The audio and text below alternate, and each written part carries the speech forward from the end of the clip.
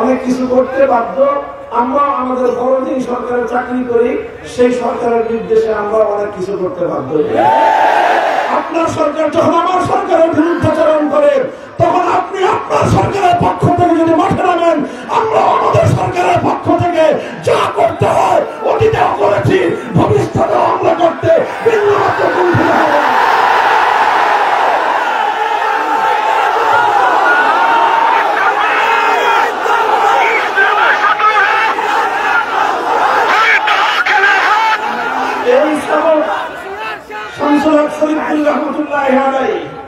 বাংলাদেশের 100 বছরের ইতিহাসে শ্রেষ্ঠতম সন্তান, বাংলাদেশের 100 বছরের ইতিহাসে শ্রেষ্ঠতম আলেমে দ্বীন, মুজাহিদে জামান, মুজাদ্দিদে জামান আল্লামা শামসুল হক ফরিদপুরি রহমাতুল্লাহি আলাইহি এই সবক মুখস্থ করা ছাড়া কোন মাদ্রাসার ছাত্র যদি দাওরা ফারিক হয় আর হুজুররা যদি সনদ দেন, এটা জায়েজ হবে আপনাদের জন্য।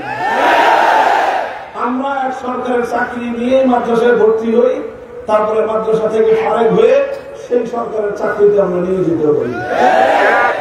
এই জন্য আমাদের কওমি মাদ্রাসার সনদ নিয়ে আমাদের ভিতরে বাইরে অনেকেরই মাথা ব্যথা, তো সনদ দিল চাকরি করি। আরে কি আশ্চর্যকর, মানে চাকরি নেওয়ার জন্য আমরা সনদ দিচ্ছি নাকি?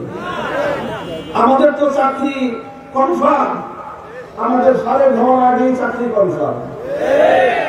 কাজেই প্রথম কথা হলো এই, আমরা কেউ রাজনীতি করি কেউ রাজনীতি করি না, এটা ভিন্ন প্রসঙ্গ।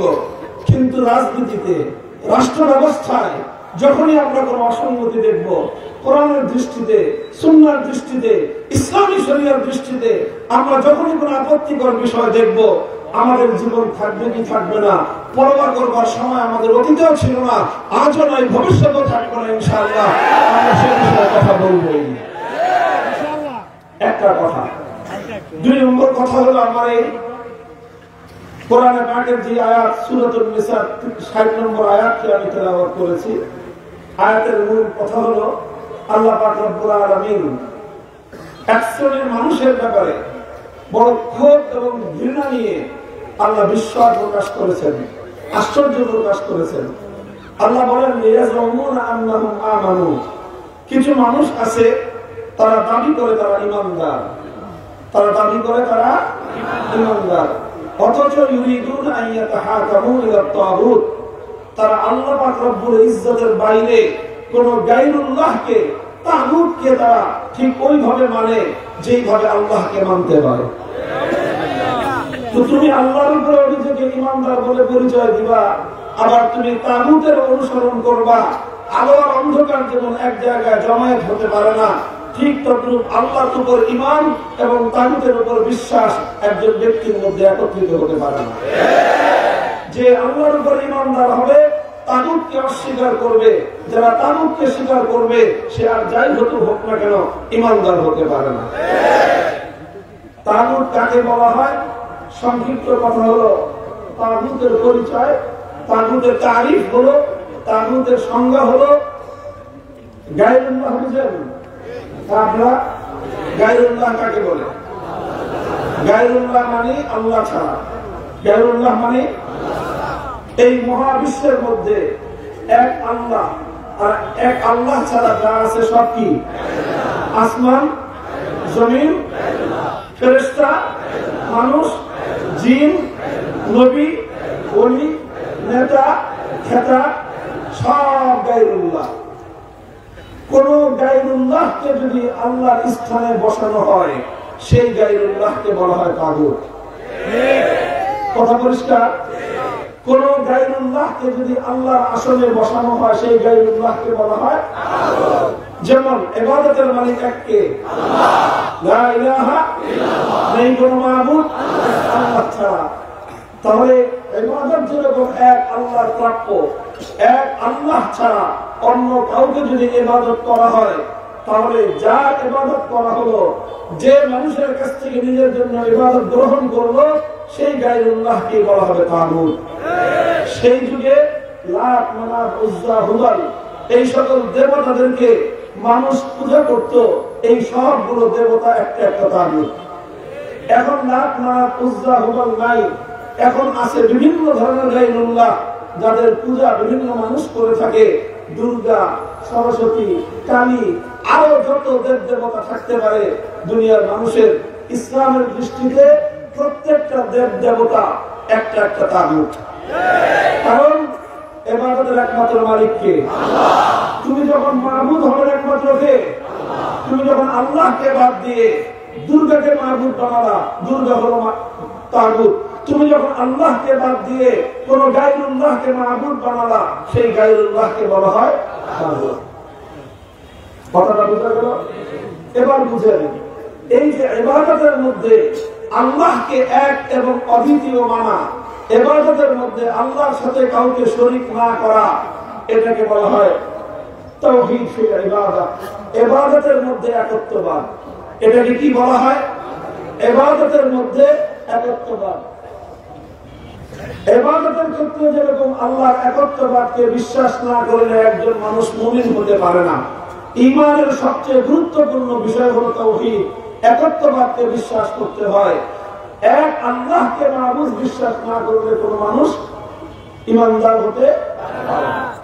ইবাদতের মধ্যে যেরকম আল্লাহ তাওহীদকে বিশ্বাস করতে হয়, ঠিক তদ্রূপ ইবাদতের মতো আল্লাহ পাকের আরেকটি তাওহীদ রয়েছে, সেই তাওহীদকে বলা হয় তাওহীদ ফিল হাকিমিয়্যাহ। তাওহীদ ফিল হাকিমিয়্যাহ অর্থ হলো মহাবিশ্বের মধ্যে চূড়ান্ত ভাবে আনচ্যালেঞ্জেবল, এমন ভাবে চূড়ান্ত নিরঙ্কুশ ভাবে আইন এবং বিধান দেওয়ার একমাত্র মালিককে আল্লাহ। সুতরাং আল্লাহর আইনের বিরুদ্ধে যদি কেউ আইন করে, তাহলে সে নিজেকে আল্লাহর স্থানে আসন, আল্লাহর জায়গায় সে নিজেকে স্থাপন করলো, সে আল্লাহর জায়গায় নিজেকে বসালো। আর যে নিজেকে আল্লাহর জায়গায় বসায় তাকেই বলা হয় তাগুত। সুতরাং আল্লাহর আইনের বিরুদ্ধে যারা আইন করে তারা সব তাগুত। আল্লাহর আইনের বিরুদ্ধে কোন রাজা বাদশা যদি আইন করে, সেই রাজা বাদশাকে বলা হয় তাগুত। আল্লাহর আইনের বিরুদ্ধে কোন রাষ্ট্রপতি যদি কোন আইন জারি করে, সেই রাষ্ট্রপ্রধানকে বলা হবে তাগুত। আল্লাহর আইনের পরিবর্তে, আল্লাহর আইনের বিরুদ্ধে যদি কোন প্রধানমন্ত্রী কোন আইন জারি করে, সেই প্রধানমন্ত্রীকে বলা হয় তাগুত।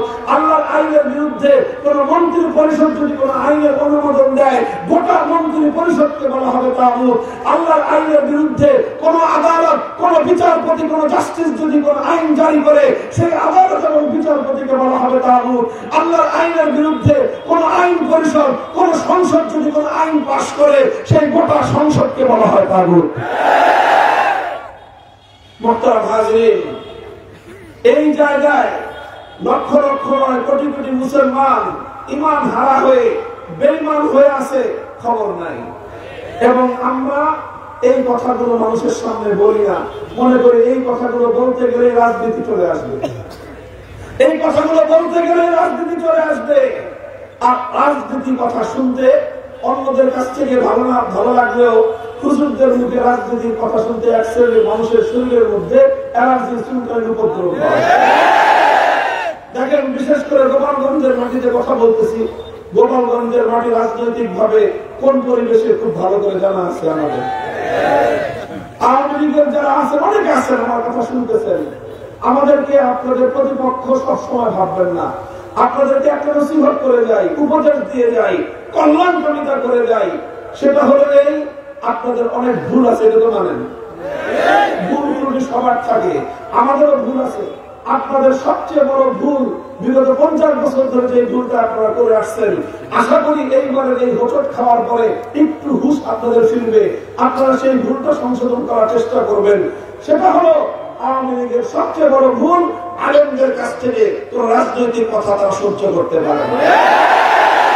এই হলো তাদের সবচেয়ে বড় ভুল। আলেমদের কাছ থেকে তারা মাসলা মাসাইল শুনতে পছন্দ করে, আলেমদের কাছ থেকে তারা খতম করতে পছন্দ করে, আলেমদের কাছ থেকে তারা মিলাদের সুর শুনতে পছন্দ করে, আলেমদের কাছ থেকে তারা সব ওয়াজের সুর শুনতে পছন্দ করে। কিন্তু আলেমরা যখন রাজনৈতিক কোন মতামত দেন, কোরআন সুন্নাহর আলোকে যখন রাজনৈতিক কথা বলে, তখনই আপনাদের মধ্যে ডাক্তার শুরু হয়। এই নিয়ে আপনাদের সঙ্গে আমাদের অনেকবার লড়াই হয়েছে। আপনারা আমাদের কণ্ঠ চেপে ধরবার চেষ্টা করেছেন, কিন্তু আমি তো শুরুতেই বলেছি, আপনারা যেরকম এক সরকারের এক দলের দল করেন, আমরা আরেকজনের দল করি। আমাদের পূর্বপুরুষ আল্লামা ফরিদপুরি রহমাতুল্লাহি আলাইহিকে সদর সাহেবের কণ্ঠকে সে যুগের স্বৈরাচারীরা বন্ধ করতে পারে নাই, রুদ্ধ করতে পারে নাই। সদর সাহেবের সন্তানদের কণ্ঠ রুদ্ধ করতে পারবেন না।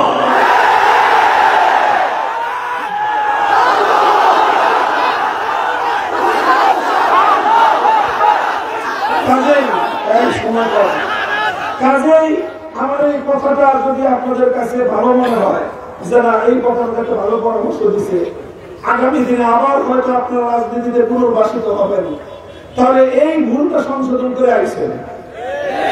আর যদি না আসেন আমাদের সাথে যুদ্ধ বন্ধ হবে না। আপনারা মারবেন, আমরা মরবো, আমাদেরকে মেরে শেষ করতে পারবেন না। জেলখানা করবেন, আপনার জেলখানা ভরে যাবে, আমাদের সংখ্যা শেষ হবে না। রক্ত থেকে মদন মন্ত্র মুজাহিদ জন্ম নেবেন।